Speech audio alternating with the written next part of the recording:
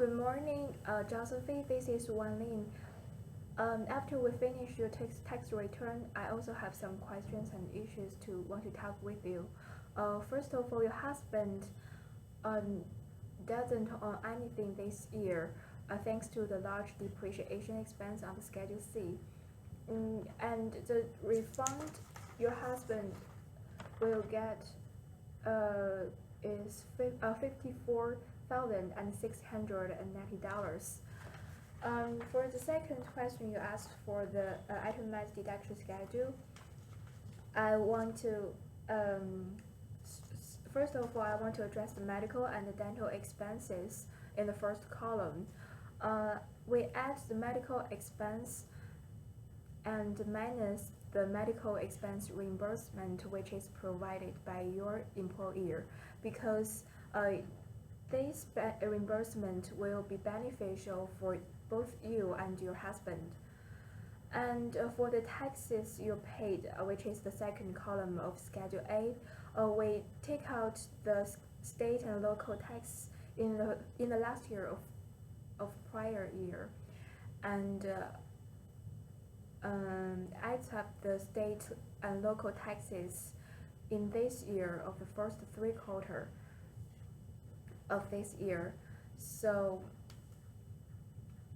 the total income, the state and local income taxes will be $69.95, and the interest you paid on the home mortgage is basically the similar with what the amount you paid for last year. And we also took out the charitable contribution from the book income statement you provided to us, because and the reason and the explanation I will provide to you in the later of this video. And for the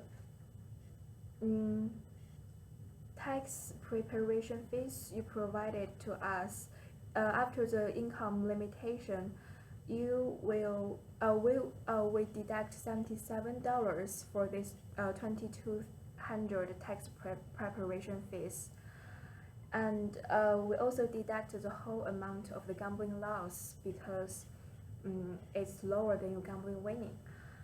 So this is basically the items we deduct for you on the Schedule A. And the next things I want to talk about is the Schedule C. For Schedule C, based on the book income statement, based on the book income statement Payslip provided to us, it includes the charitable contribution in the business expense and the rental revenue in the other income column. However, we decide to move the 9,600 rental revenue to Schedule E because it's for rental property. And we also decide to exclude the charitable. We also decide to move the charitable contribution to Schedule A because it's not for business purpose.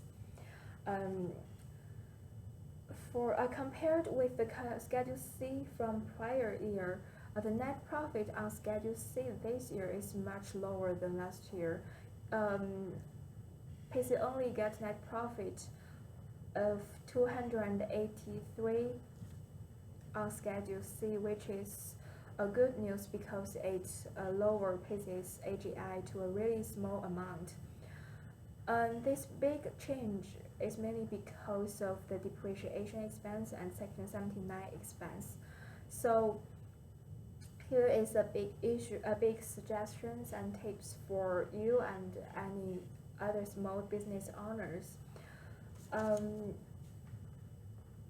It's better to take the advantage of the Section 79 expenses because it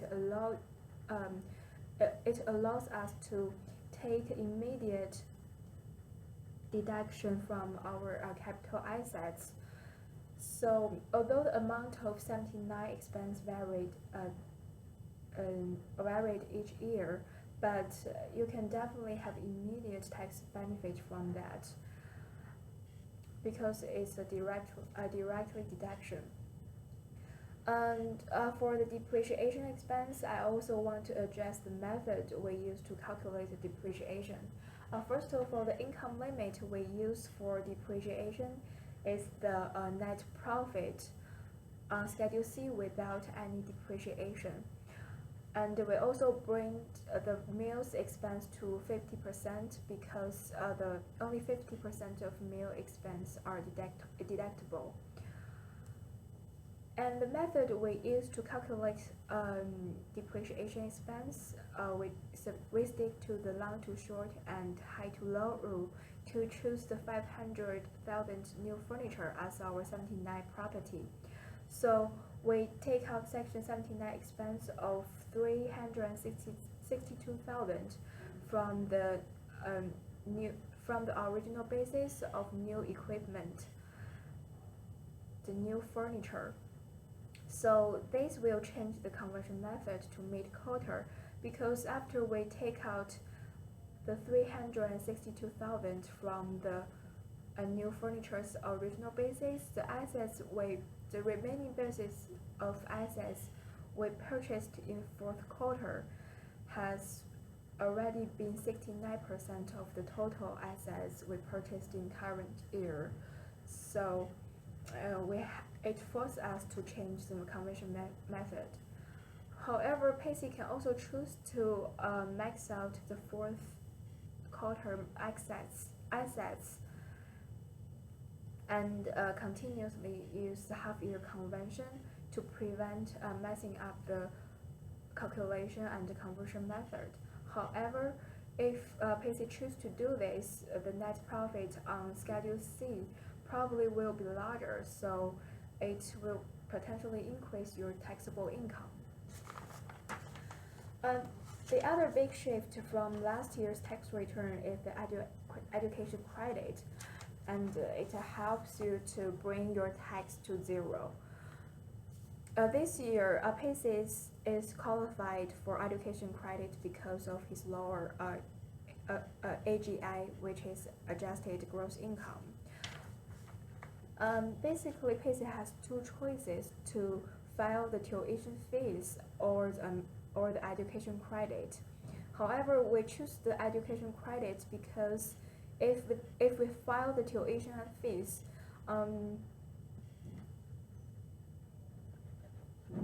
which is subject to the Form 8970, Payce can only get 2,000 tuition fees deduction as for AGI deduction. That means this $2,000 will subject to tax rate when we calculate the final tax. So Payce cannot take advantage of this whole $2,000. Actually, it's even less than $1,900 because of the tax rate. However, if we file the Form 8863, which is the education credit, Payce can get $1,909 education credit, and it will reduce the taxpayer's tax dollar for dollar without subjecting to any tax rate. And by the way, the tax rate you subject to is the 25%, which is the top column of the tax brackets. For next year, Payce cannot claim the same education credit because he already claimed the American Opportunity Credit this year, so he cannot claim the same thing next year. So maybe next year he can claim the lifetime learning credit, and it probably will change our choice for education credits next year. The last thing I want to talk about is the expectation for next year. Based on the return for this year, I expect the return for last year is really closer to this year rather than the 2014 one, because you probably will purchase even more equipment or new furnitures, and and it will generate a large amount of depreciation expense for you. And for the accident this year, the fire accident this year, you generate a gain from this accident because of the large amount of insurance reimbursement. This 40,000 reimbursement covered the adjusted basis of the old furniture, so you can have a gain at the end of the tax return from this accident. However, if next year the same accident happens, you will not be so lucky because you purchased a lot of new assets this year, and the reimbursement will probably not cover the basis of your new assets. So if the same accident happened in next year, you will have a loss at the end of the tax return. And I also want to suggest, the last thing I want to talk about for the next year is the scale of your company, because Pacey moved to the new building, so there's high possibility that Pacey will hire more employees. Right now, Pacey's company size is not large enough to provide insurance health insurance coverage to his employees. However, if next year he hire more employees, he may be required to pay health coverage to his employees. So it's better for him to find ways to fit this cost into his budget for next year. And what he need to do is he must figure out how much premiums he will cost him if he need to provide insurance for his employees, and he will have to decide how much of that cost will pass on to his employees. So this is the question he need to consider. And for you,